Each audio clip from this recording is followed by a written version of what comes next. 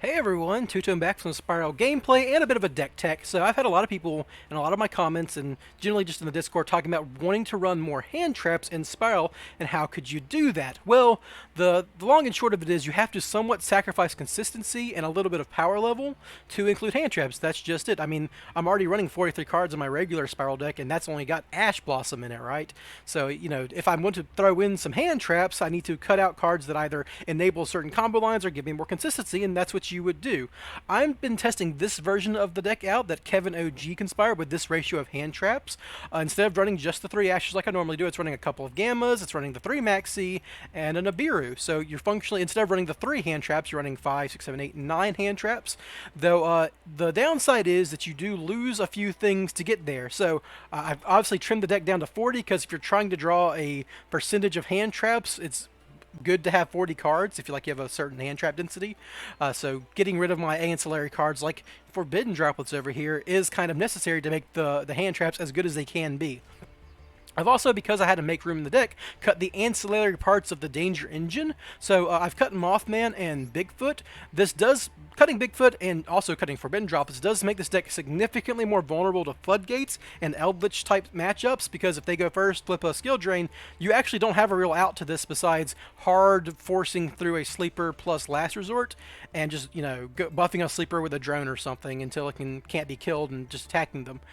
So you do lose out on your Eldritch matchup, but you gain in other matchups, especially going second by just having more hand traps. You know, Maxx is obviously really good against Drytron and Adamancipator and all those decks. So, you know, these are the trade-offs you're having to do. But once you've cut the Mothman from the deck, Dugarsh becomes a much less likely card to get. The only card left that could even make it would be Grepher and Zephyros, and those are my next cuts anyhow. Zephyros obviously isn't required. I have versions of the deck where I don't run Zephyros, and Dark Grepher, once you've cut out the Mothman setup, like the Dark Grepher Nessie combo isn't really a combo anymore. It doesn't really get you where you want to go the same way it used to. Like, it doesn't have a built-in revival effect without Dugarsh anymore. So, you know, that would cut Dark Grepher, and once you've cut Dark Grepher, you don't need the reinforcement of the army because you only have one target, so that's another cut. So these are the ways you make room. The only other cards that are, like, generally staples in the deck that that I've cut, or that Kevin OG has cut, and I'm copying him, are the Monster Reborn. Monster Reborn's really good, and it'd be really nice to have in the deck. You know, it makes Foolish Burial a lot better because Foolish Burial into a Master Plan generic revival is great, but we've maxed out on all the good dangers that always put material on the field, so you have more lines to get into Curious now, when Curious can kind of get you that same low power combo. So that we kind of made up for it with that. But if you really wanted to run Monster Reborn, you could cut a Tsuchinoko and throw in a Monster Reborn. There's nothing wrong with that. It's just that Tsuchinoko is a starter and Monster Reborn is not. I mean, Monster Reborn it's an extender. It needs another card to get it going. The other obvious card that I've cut that seems ridiculous in a combo deck is Called by the Grave, but the idea is that PSY-frame Gear Gamma is functionally Called by the Grave for your deck. I mean, you're almost always leading off with a special summon with a Danger or a Magician Souls. You're very, very rarely leading off with a normal summon. The only times you are is like normal summon Drone, special summon Super Agent, and that's just not super. That's one of your least likely combos, and you know you're basically planning around that combo on the same turn when your opponent also has Maxx. So that would be Gamma would be worse in those situations, I guess. But otherwise, it's basically just a better Called by the Grave on your first turn because it also is a one-card Hauk when you draw it. The other downside is that you do have to play a driver, and you're going to draw this card more than you think you should. As a matter of fact, I want to show you that in just a second when I get to a little bit of gameplay.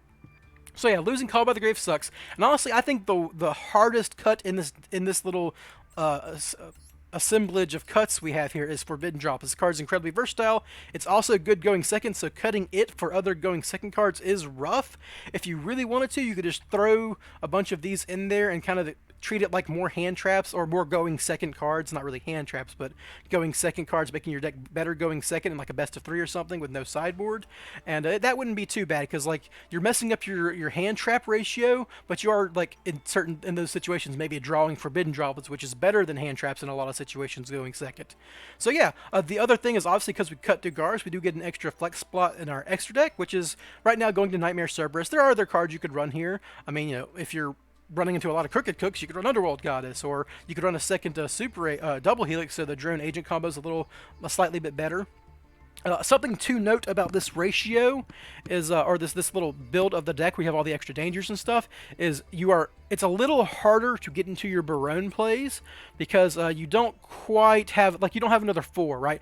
We've cut 3 different 4-star monsters that all special summon themselves in engine, and those are a bunch of easy ways to get an extra 4 on the field when you couldn't search out your super agent for some reason or another. So it is worth noting that, like, your Barrone plays are a little less consistent now that we've done this, but that's what you're trading, right? You're trading consistency and general combo power level for Maxx and Nibiru and Gamma. You know, that's the cards you're trading it for. If you wanted to, and you really wanted to make this deck a little bit better at hand traps, you could even maybe cut a Tsuchinoko or a Nessie, or both, and throw in some Ghost Bells. Ghost Bells really good in this format, or another Nibiru if you're afraid of Drytron or something. But yeah, Ghost Bells really good in this format, especially, well, if you were, like, really afraid of Call by the Grave messing up your Maxx, you know, Ghost Bell is the anti-Call by the Grave card. Also, you could, you know, just cut these 2 for a Called by. You could cut these 2 for Bigfoot if you're running into a lot of Eldritch, and you'd still have that little setup. All sorts of things. And like I said, if you want to, you can go up to above 40 cards, though I wouldn't recommend it in a hand trap focused deck. So that's basically the breakdown of this version of the deck. I'll put a deck list in the description just in case you can't, like, see all the cards I got, or you don't recognize them by their picture. And let's get on into a game. Alright everyone, here we are with my opening game. I'm going first. This is just in Platinum Rank. This isn't a tournament game or anything. I'm actually testing this deck because I figure it might be good in a no-side deck best of 3 format. But yeah, you can see this hand kind of demonstrates the strengths and weaknesses of a heavy hand trap version of Spyral. I've got 2 hand traps and the Garnet, and a couple of Spyral cards that do not combo together. So this is kind of like, I think this is a similar version. Like, let's say you were running Tri-Brigade, right? Tri-Brigade actually gets these hands a lot where they have, like, a couple of hand traps, a Garnet or something, and, like, the parts of their engine that don't do anything by themselves. Like, you know, if this was Tri-Brigade, you could assume, oh, maybe this is a Karass, and maybe this is a Revolt, right? And they just can't do anything with it, so they just pass and hope there's hand traps keeping them alive for next turn. I'm going to set 2 cards because thankfully Spyral cards are a little bit more versatile. So my idea here is, my opponent is a Fluffal deck, but the thing I was thinking of when I played those cards was if my opponent, like, goes into an Axis Kotaker line, I could survive it. And I'll tell you why in a second. My opponent's gonna start doing Fluffal stuff, so I'm just gonna fire off Maxx before they can get a free special summon. And they have a Gamma, but I do have the Ash. It does suck to use the Ash here, but I really value resolving the Maxx. I mean, the Maxx can draw me into a Gamma, it can draw me into Nibiru. I mean, if they can't kill me because of my rescue mission setup, I can just I could just draw into a game-winning hand, right? That's the idea. Maxx is the much more powerful effect to have here. And Fluffal can usually play through 1 Ash anyhow. They're just going to do their regular Fluffal resource loop, and we'll get to it in a second. The idea here is, like, you know, against most decks, like, the main finisher is Axis Kotaker in any deck, right? And if my opponent, like, pops my board with Axis Kotaker and goes in for lethal, I can just rescue mission back my Super Agent during the battle phase where Axis Kotaker can't do anything anymore, block the Axis Kotaker, and probably not die. So the deck would need, like, a Spell Speed 2 pop effect to kill me in that situation.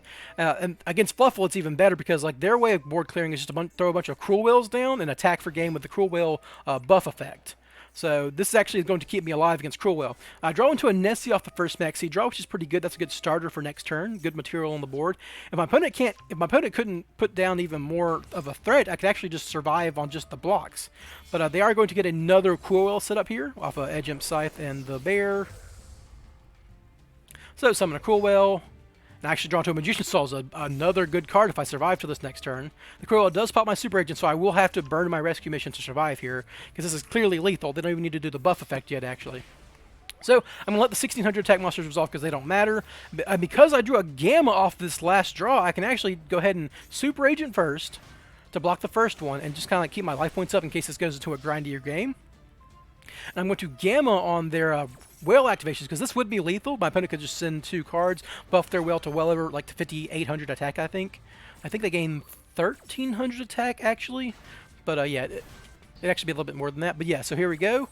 The Cruel Whale is negated, but the negates don't matter at this point. I have 2 blockers, and that's all that really matters. So they're going to have to pass their turn. So I'm actually really close to winning here. Any any monster I could summon works here, and Foolish Burial counts. So Magician Souls is going to go ahead and send Master Plan, which is going to enable me later.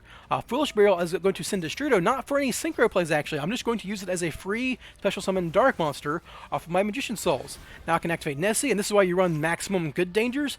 Nessie's the last card in my hand, but that is fine because it can just go search Tsuchinoko. Tsuchinoko always hits the board. So now I have a Curious line here. So my idea here is I can go into Curious, send a rescue mission, some of my Master Plan. Master Plan can get another rescue mission, and then I can link those two off into an Axis Kotaker or an Appaloosa, if depending on what I feel like. And that would give me my Master Plan effect, go get Quik Fix, and all that good jazz. So that's the idea here, is go ahead and go into Curious, and when you're going for an OTK line, you don't really need the synchro plays, you just need extenders to get into your link plays, because your link plays are how you OTK. So actually what's important here is I do mill the rescue mission off Curious, but I actually send my Quik Fix. So if I actually want to do my my revival loops, I don't want to use this rescue mission on Master Plan, because Master Plan can't go search Quik Fix anymore. Quik Fix is in my graveyard. So I'm actually going to use the rescue mission on the Quik Fix. I had to adjust my plan here because Curious made things a little weird. So go ahead and use Quik Fix to go get Big Red. I actually haven't normal summoned yet, but I'm never going to need normal summon again at this point, which is funny, because my Master Plan has nothing else to search at this point besides a Sleeper. So I'm actually going to get Assault here, because I need to assault in my drone, and because I'm actually OTKing here, and I've already like I have no reason to use my Quik Fix here, because I'm gonna get a Resort and a Sleeper off of my Master Plan, and the Resort has nothing to search except another Last Resort, right? So I don't actually need my third Quik Fix summon. I just need the second one to go get Drone. And at this point, I could just save the Quik Fix and Drone as 2 material instead of going to the Princessprite. The argument is maybe Princessprite could could draw you into another extender, but I've actually used every single spell extender in my deck. There's nothing else I can get besides a Resort off of it, so who cares, right? So I go ahead and summon my Master Plan after doing the drone setup. I just use Resort to go get Last Resort, so I can just use my 1-star monsters here as Link material instead of Princessprite material. And because I actually have enough material to go into a Axis Kotaker, I'm going to just go into Appaloosa. The funny thing here is this was completely unnecessary. My opponent's last 2 cards are an Edge Imp Sabers and a PSY-frame Gear Gamma. I know both their cards in hand, so this doesn't matter. But, you know, why not? Just make some link room. And actually, I want to get the down pointing arrows I'm going to do with the Nightmare link climbing. Cerberus actually came up here, so I'm going to Cerberus, discard rescue mission, draw a card, pop a monster, draw another, rescue mission back another monster. It doesn't really matter what I rescue mission back, I'm all out of missions for my Master Plan. And I'm going to go to a Nightmare Unicorn, discard a card, draw a card, spin a monster, and my opponent's actually going to concede here, so that is game. The idea here is I'm going to spin their whale, and then I could turn Helix, and I draw a card. I could turn Helix and Unicorn into Axis Kotaker, pop both their dolphins, and then summon Sleeper. And Sleeper plus Axis Kotaker plus Appaloosa is very much game through basically anything. So my opponent, they see the effect go off, and they concede. So there you go. That was a completely horrible going first hand, but it was salvaged by the power of hand traps and a little bit of spiral chicanery with Super Agent and Rescue Mission on their turn. So I thought it was a fun game, kind of shows you how a hand trap deck would even just play first, and obviously it's better going second, because if that hand was going second, that would have been great. I would have had an Ash and a Maxx going second, and I could have drawn into those cards and had the Super Agent and Rescue Mission in my hand as extenders anyhow. So yeah, that was a fun game. I hope you guys enjoyed it. If you did, throw a like, comment, subscribe, anything like that, and I'll see you guys next time. Bye.